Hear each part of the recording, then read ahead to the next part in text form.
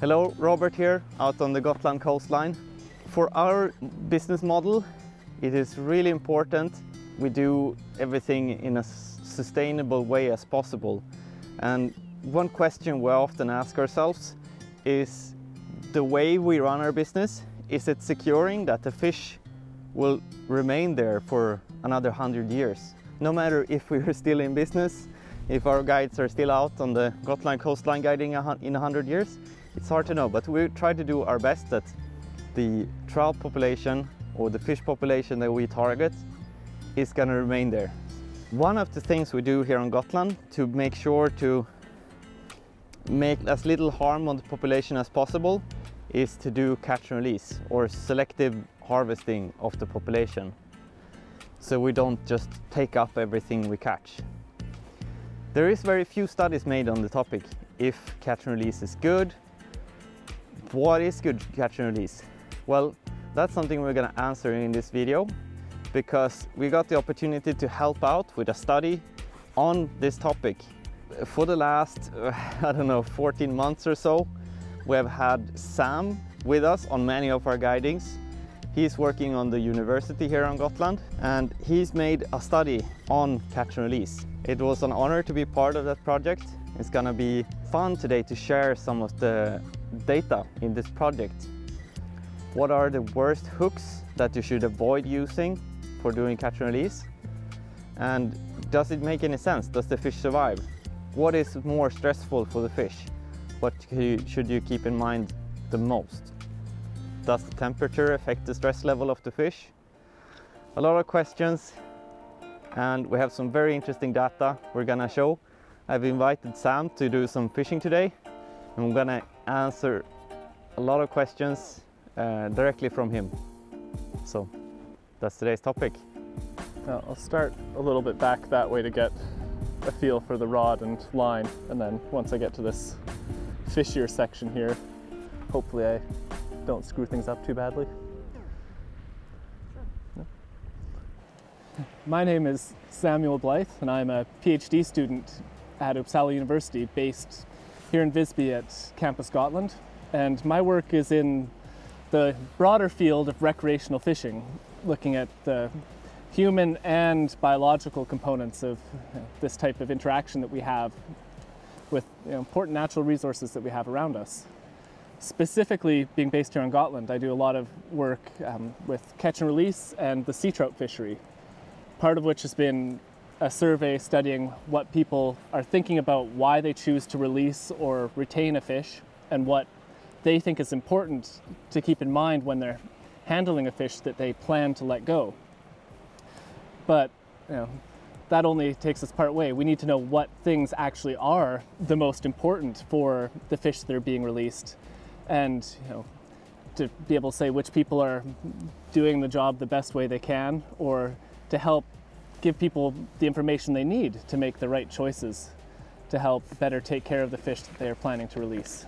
This project in particular has been really cool. I've been able to tag along with Fisher Dream and observe their clients catching fish, having help from the guides catching fish.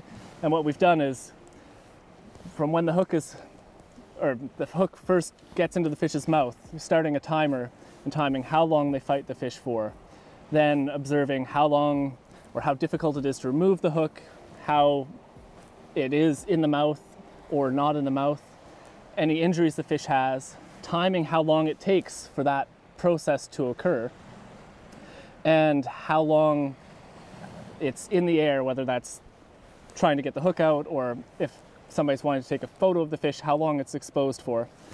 Then taking all of that together and measuring the status of the fish after that has all happened. So after they've gone through the process that they would normally go through before releasing a fish, I get to come in and take it and do a few tests to help come up with a kind of cumulative score to say what condition the fish is in after it's gone through this angling event, after it's been caught, and at the point where it would be being released back into the sea. The stuff that I've been doing is relatively simple.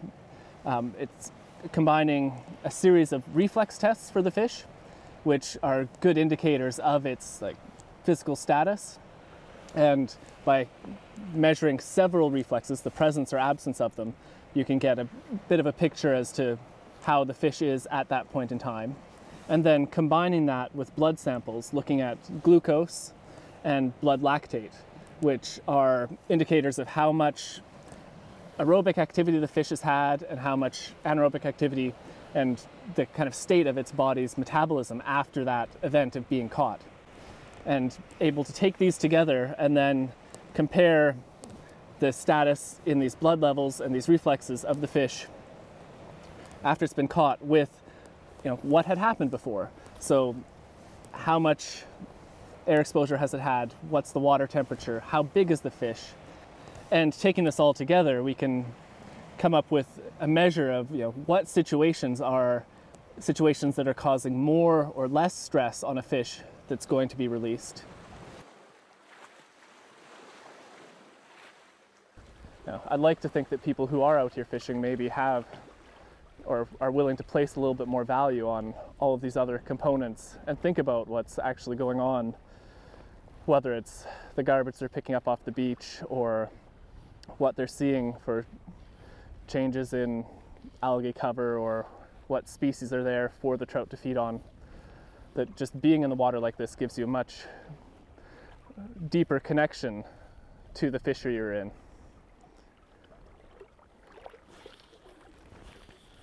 And that having that stronger connection is an important part of what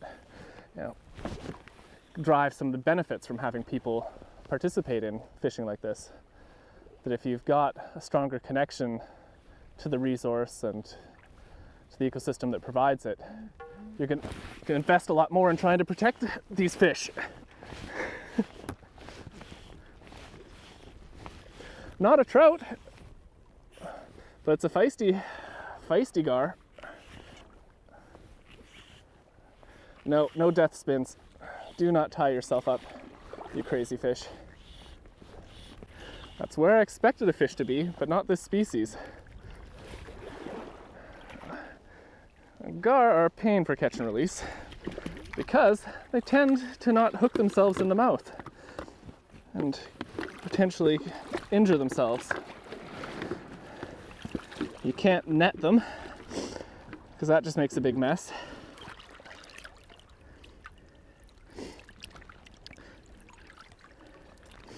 And I'm not having to hold it too hard, and the hook came out pretty easily, even though it wasn't in the jaw. So this one should be able to swim on and reproduce in here. Within all the different management tools that we have to try to be able to continue interacting with fisheries in a sustainable way so that we still have fish stocks that exist and are productive into the future, catch and release is kind of one of the most essential tools or components of tools in the toolbox that we have. If you think about a lot of the rules that most people know about and understand, like size limits, releasing fish that are too small, that haven't reproduced yet or aren't big enough to eat, or the ones that are too big, as in the really important ones for producing lots of offspring, or if it's one that is a threatened or endangered species that you weren't trying to catch but happened to bite your hook. We need to be able to return these fish to the water in a state that has minimal negative impacts on their long-term survival and their behavior and well-being after being caught. And so whether or not it's something that people are doing voluntarily because they want to, they don't want to kill everything they catch, or because they have to, it's a trout that's too small to keep. It's something we need to be able to do well. And catch and release, what factors make it work, vary a lot between fisheries, so which species of fish, they all respond differently, and where you're actually catching it. The physical environment that you're taking it from can mean different things are more or less important, even in a fishery that is for the same species. And so that's where this work comes in, to try and identify what things are most important when you're planning to release a fish that you're catching here around Gotland. What things matter the most for minimizing stress on the fish if it's one that you're not planning to keep, or one that you're not allowed to keep.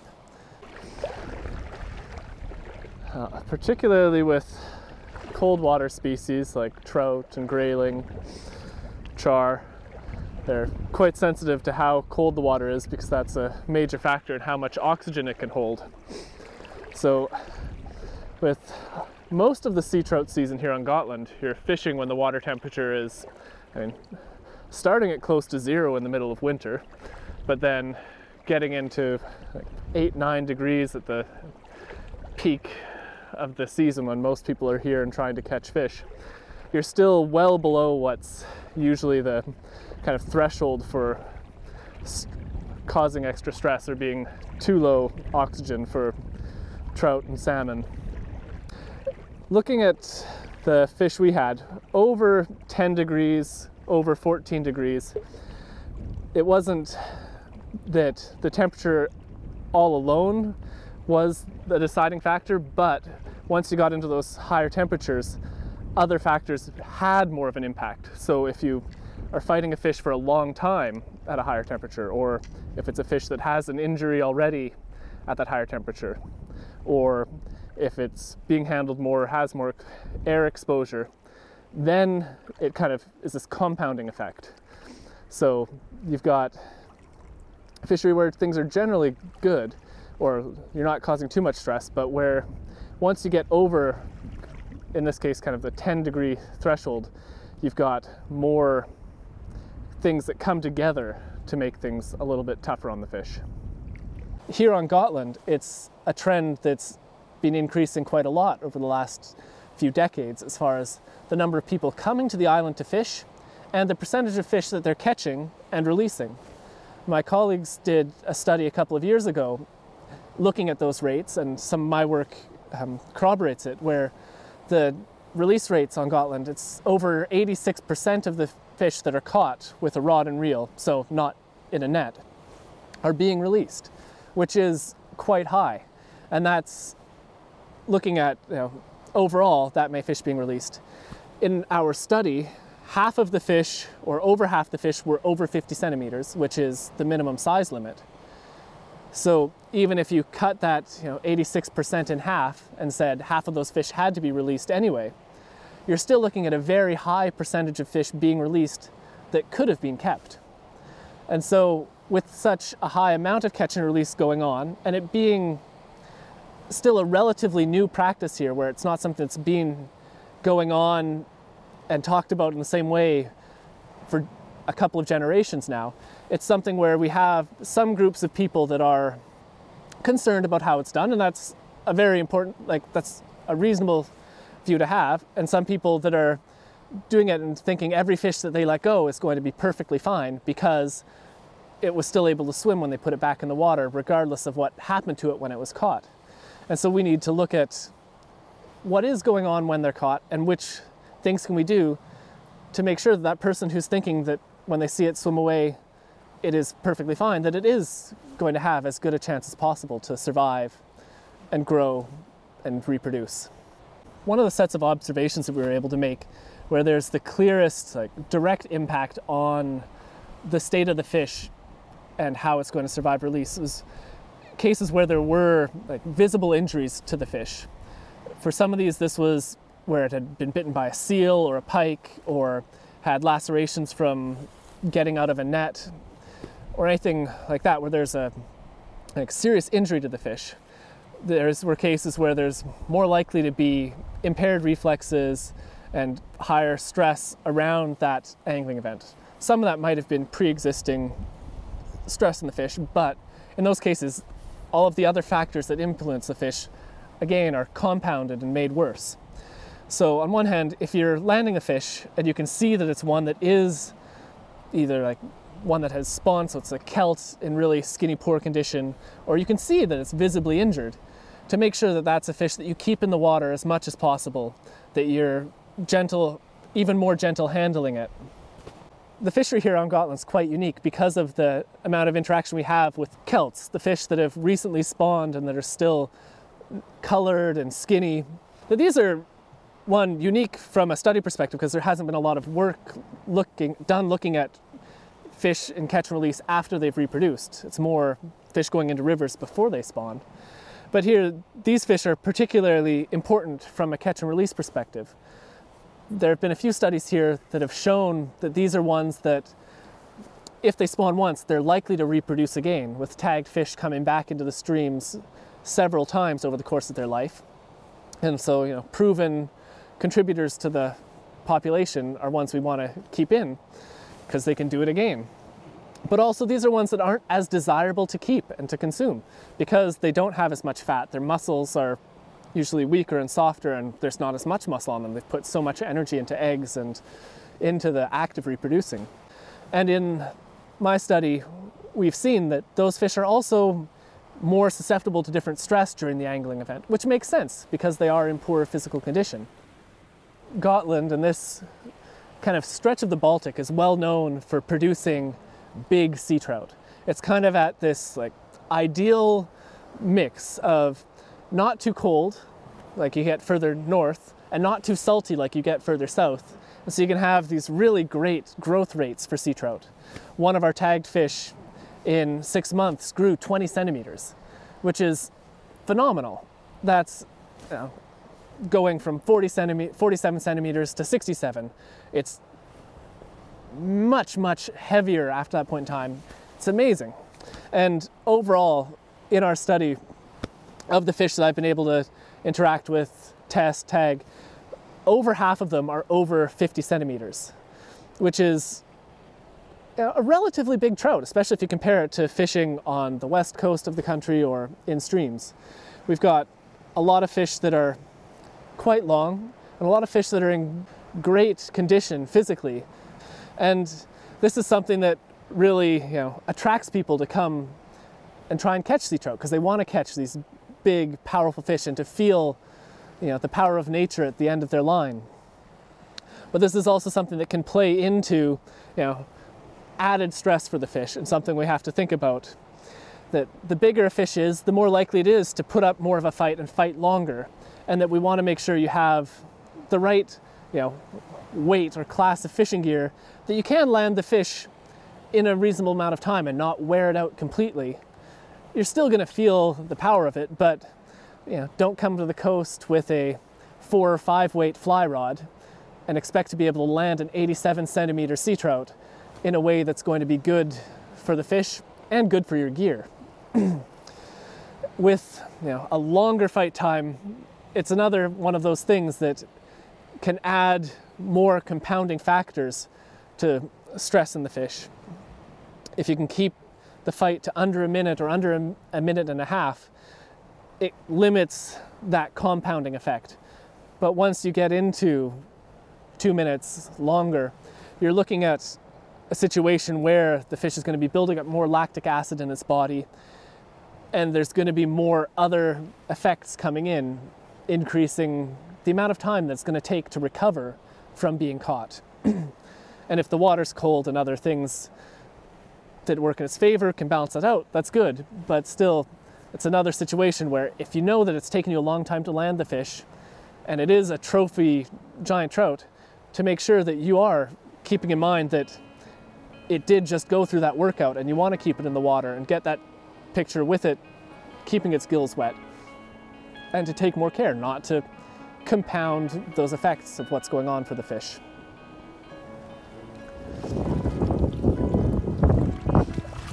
Sam, what's the count? 100, unless I'm mistaken in my math. I'm his number 100. And conveniently it filled up a page. Little simulated photo time. Let's see how it's been quite big today. I'll do that again. 1,000, 2,000. Oh, look at that reflex. They don't normally curve that much. Sometimes I have to really feel if the muscles are tensing. That was nice. Yeah, but it's the 100. It's kind to you. 1,000, 1,000. Yeah, you tried there. The eyes follow the horizon. So the results of the study, although it's been challenging with having to balance out all the different components in each individual fish that play into their stress levels, it's been very clear in the results that I have in the blood tests and the reflex tests that there are situations where the stress on the fish is compounded by various factors. So where if the fish is showing one thing, or if there's one condition, then the other things that influence stress have more of an impact. Even if the release overall is going to be survived and the fish is going to go on to reproduce, which it seems is the case for most of the fish in our study, if we want to be doing this in the best way possible, we want to reduce how much all those impacts come together on the fish. And that leads me to another one of the things we can control, which is hooks, and which was one of the more clear and more easy to quantify results from the study. Whether it is with fly or spinning gear, the type of hook does have quite an impact on injury to the fish and how much handling and stress you have to put on the fish to get it out. In our study, we had a pretty good or relatively high rate of hooks kind of ending up where you want them to be, around 70–75% kind of in the lip at the front of the mouth where it is easy to access the hook and easy to get it out. And that's ideal fishing conditions. But for these bigger treble hooks that we were testing that come standard on essentially all fixed hook like sea trout lures, there was a noticeable increase in terms of the number of situations or number of times where these hooks were either like in deep and in a difficult situation, or kind of what's like worst case is stapling the fish, where their jaw is held shut by a hook in like the top or the bottom, which makes it very hard to get the hook out and hard for oxygen to get through, or water to get through, and oxygen over the gills. So even during the fight, the fish is being stressed and almost similar to being held up in the air as far as its status. It also created a lot more situations where it was more difficult to remove the hook from the fish's mouth. With single hooks, it was much more common to have a situation where you could remove the hook without necessarily even touching the fish at all, or with just gently holding the fish to keep it at a good angle so you could access the hook. But there was a much higher percentage of cases where you had to hold the fish quite firmly and maybe take multiple tries to get the hook out, whether it was deeply hooked or less deeply hooked when it was one of these larger treble hooks that come on a lot of lures. So an easy thing for us to do is to take these hooks and trade them out for single hooks of the same size, or even single hooks that are a little bit smaller. It would be cool to see down in the comments what experiences you who are watching this have had. Like, what size of hooks are you using, and have you already switched? Like, if you use hooks that are fixed to lure, have you switched to single hooks? Or if you're using inline lures, do you switch to single hooks? And as well, for fly anglers, what size is your kind of go-to size for a sea trout streamer in terms of hook gape and things like that? So if you could share those, that would be really exciting for us to see. Lots of days we were happy to get one or two fish, but then there's also those times that some of you know about where you find the fish, and for a few brief minutes there are too many. And there have been a few days where I have one fish that I'm partway through doing my tests on, and there's another one on the line coming into the net, and I'm juggling stopwatches, making sure that I'm starting the right one, stopping the right one, and even times where I've had to ask Jerome and other people to slow down, to not catch any more fish for a minute so that I can finish the work on the ones that I have, get them out of my net so I don't confuse the ones that have been caught, and move on to the next fish. Kind of a luxury problem, and not one that happened too often, but that's life when you're out fishing. As part of the testing the stress that the fish was experiencing during catch and release, we also tagged the fish that we were releasing. And one reason we had to do this was so that if we happened to catch a fish again within half an hour, that we'd know that we had just tested that fish, and that we could look at how its reflexes had changed, and maybe choose not to take another blood sample and subject it to more harm than it needed to, but to be able to know what was going on. But tagging fish also gave us the opportunity to look at what was happening long term after they're released. Other studies looking at catch and release sometimes will use net pens or something like that to hold the fish for 24 hours or 48 hours and look at delayed mortality, how many survive in the short term. But that's not something we're able to do on the coast of Gotland.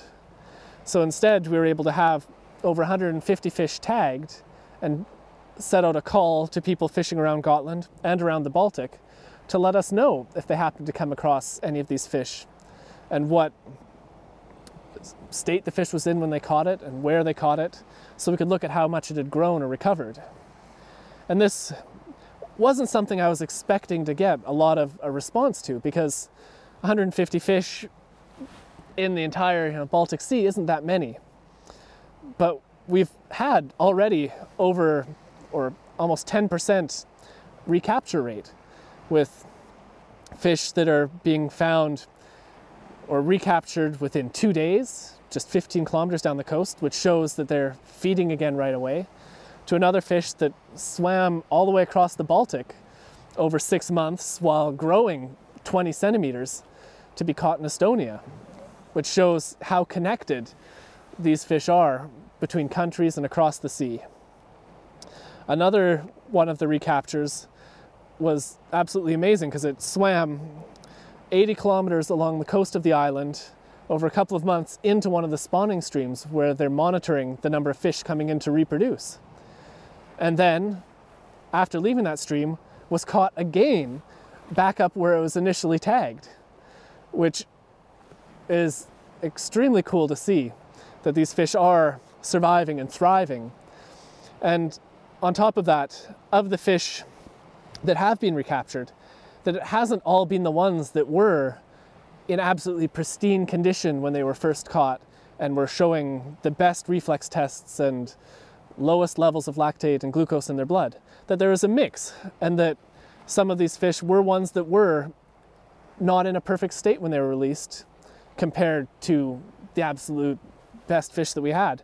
And that kind of further shows that catch and release is currently successful as far as having a pretty good survival rate in this fishery, and is a tool that we should be proud of being able to use and being able to use responsibly here on Gotland and in this fishery in general. Thank you for taking the time to watch this video, and in particular, thank you to all of those who are watching that were able to participate in the study itself. The fish that you caught and the conversations and insights that you were able to provide on the coast when we spent time together are really greatly appreciated and have helped a lot to make this the success that it has been. If you want to learn more about the details of this study and other work that I'm involved in, we'll post links as the publications come out and as the data is available to the public. We'll put it up there with the video.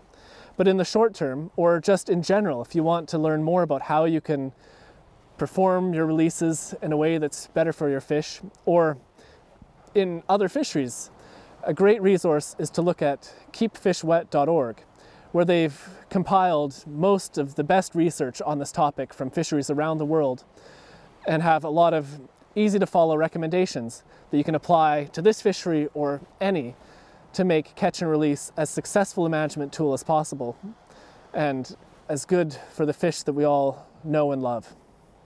So thank you again.